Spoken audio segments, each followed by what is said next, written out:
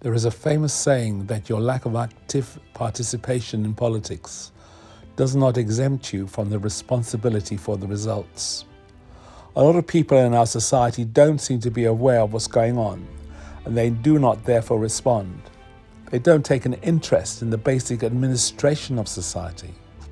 They do not realize that what is going on around them is having a profound effect on them and their lives. They do not realize the consequences of being involved in the nature of our situation on the planet. They don't understand the effect of wars on the human consciousness.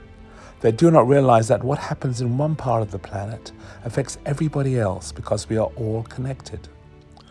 We all have the same DNA. This is the nature of human consciousness. And yet people are not able to realize this. Therefore, it is really important that we have to re-evaluate ourselves as the prime cause of the problems we are facing. And one more thing which is so important is that we need to rediscover the profound value in every single human being. This concept means that we are all responsible and have a common ground from which we unite and from which we take action. This is a way we can defend ourselves and defend our freedoms. There's something really interesting in the United Nations conferences. They have never really addressed the profound value inherent in human beings. Consequently, they're always concerned about the political innuendos of conflict between societies, not realizing that people should have a voice, an expression of what happens in their nations. But many nations in the world are oligarchies, they are plutocracies, they control the people. People have little control over their lives because they do not have the control over their ability to speak out and determine what their life should really be like. In fact, the whole planet at the moment is in a state of crisis. And indeed, we all have need of a breathing space to diffuse the crisis that we are facing.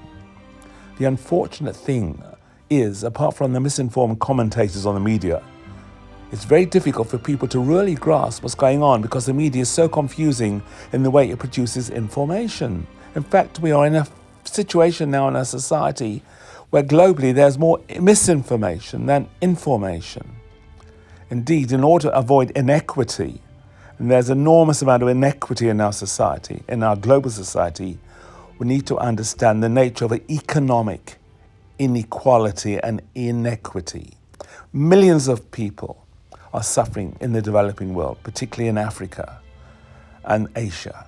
This economic inequity is fostered by big corporations, which takes us steadily over the giant amounts of the production of food and agriculture all over the world.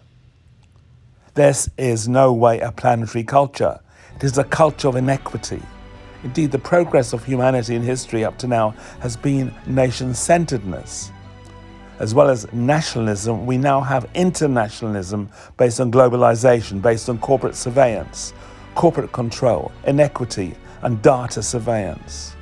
This is the fourth industrial revolution, the electronic revolution, the growth of the internet creating control, misinformation. We're getting into a situation where people are being controlled by the hegemony, which determines the way they think and the way they perceive. War is taken for granted and people accept the fact that the G20 countries are all part and parcel of the military-industrial complex. Of course, the military spending of America exceeds the costs of virtually every other country combined in the world. This suggests that America wants to create a monopolar order despite the rise of China and the threat of Russia. We're in a unique structure and time in human history because we now have the knowledge of 14 million years of cosmological revolution that brought us to this point. Nobody seems to realize this knowledge carries a tremendous responsibility. Only now, through the James Webb Telescope, do we begin to see and visualize the basic core of creation of this particular universe. Einstein said that the human being is part and parcel of the whole called by us universe, limited in time and space. He experiences himself, his thoughts and his feelings as something separate from the rest, a kind of optical delusion of his consciousness. This is why we need to understand that we are in a state of delusion, and this is the biggest problem we face. We have to break through the shackles of control, surveillance and domination of the corporate aristocracy and come to our senses. We need to know the nature of human consciousness, which is as vast and infinite as the universe itself.